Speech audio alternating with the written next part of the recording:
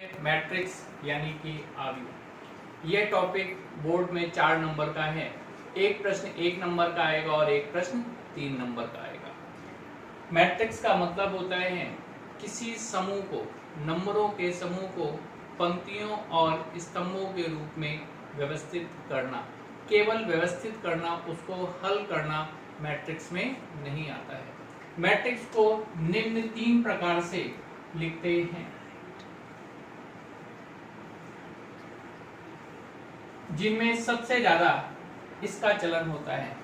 Matrix को capital letter से लिखते हैं, capital A, capital B, capital सी।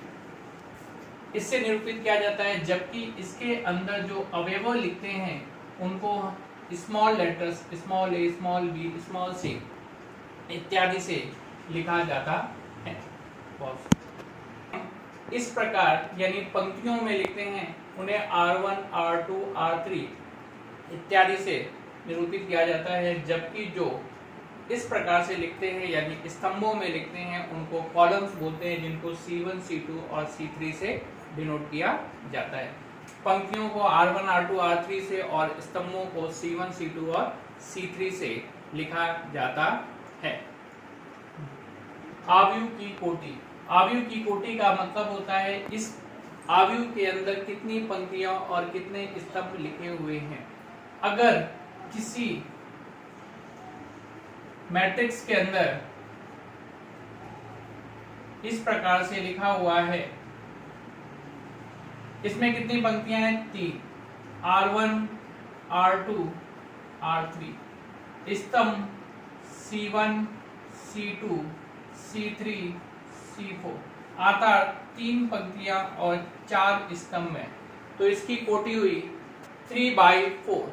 इसे पढ़ते हैं बाई, गुणा का निशान ना पढ़ के इसे बाई बोला जाता है, 3/4। इसके अंदर कुल अवयव कितने हुए? 3 को 4 से गुणा किया तो 12, अर्थात इसके अंदर उपस्थित अवयवों की संख्या कितनी हुई? 12। पंक्तियों को आई शब्द से लिखा जाता है, जबकि स्तंभों को जे से लिखते हैं। अर्थात अगर किसी ने पूछा इस 4 में क्या नंबर है, तो इसमें दूसरी पंक्ति और दूसरा स्तंभ है, अर्थात इसको A22 का मतलब 4। किसी ने ये पूछा तो कौन सी पंक्ति है? तीसरी पंक्ति और स्तंभ कौन सा? तीसरा। तो A33 में क्या आया? 7। किसी ने पूछा A31 का मतलब कौन सी पंक्ति? तीसरी पंक्ति और पहला स्तंभ। तीसरी पंक्ति में अवयव कौन सा है? 8, और पहले स्तंभ में ये, यानी A31 का वैल्यू कितनी हुई? 8। अगर किसी ने कहा A11 का मान, तो कितना आया? 1। A13 यानी पहली पंक्ति तीसरा स्तंभ 3।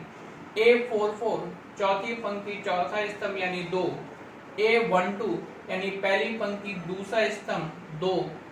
A31 तीसरी पंक्ति पहला स्तंभ यानी 0। अगर हमसे इन चारों का योग पूछा गया है, A11, A12, A13, A32, A11 की वैल्यू 1, A12 की वैल्यू 2, A13 की 3, A32 की 9, तो कुल मिला के कितना आया? 1, 2, 3, 3, 6 और 9, 15, यानी इन सब का जोड़ कितना आया? 15। इस प्रकार के प्रश्नों को हम इस प्रकार से हल कर सकते हैं। अगर किसी ने हमको बोला कि किसी मैट्रिक्स के अंदर 15 अवयव हैं, तो उनको हम कितने प्रकार की मैट्रिक्सेस में लिख सकते हैं? सबसे पहले इस 15 के कितने गुणनखंड हैं?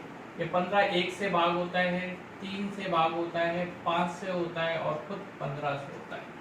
तो 1 × 15 यानी इसका पहली कोटि कितनी हो गई? 1/15। 3 है, 3 × 5 = 15, यानी दूसरा कितना हुआ? 3/5।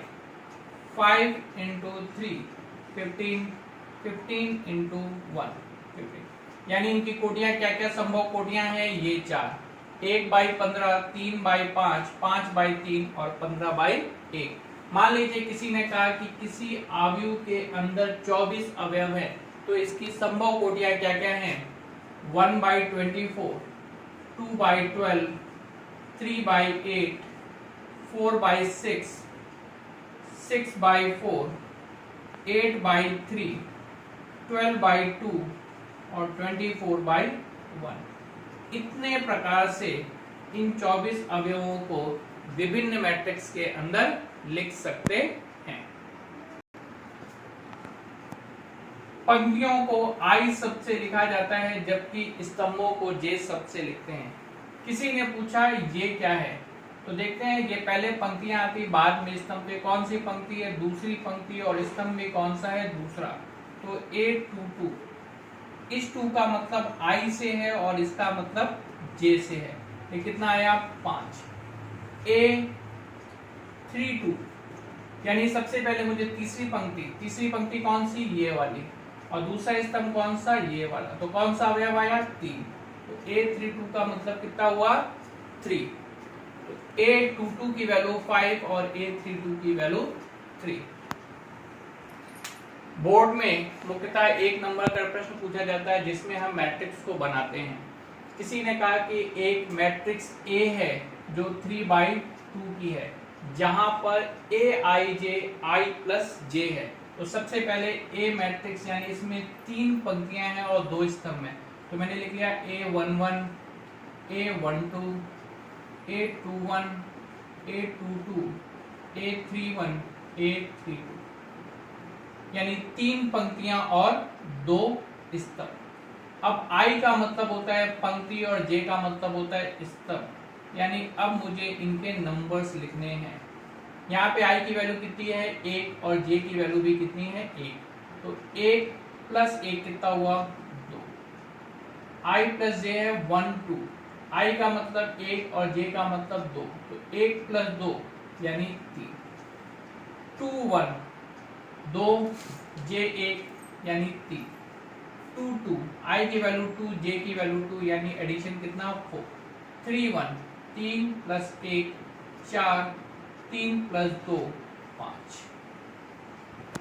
नेक्स्ट प्रश्न है, एक मैट्रिक्स B बनानी है 3/3 की, यानी 3 पंक्तियां और 3 स्तंभ, जिसमें Bij मुझे दिया है I/J। इसका मतलब सबसे पहले मैट्रिक्स B बनाई मैंने जिसमें 3 पंक्तियां और 3 स्तंभ होने हैं। A11, A12, A13, A21, A22, A23, A31, A32, A33।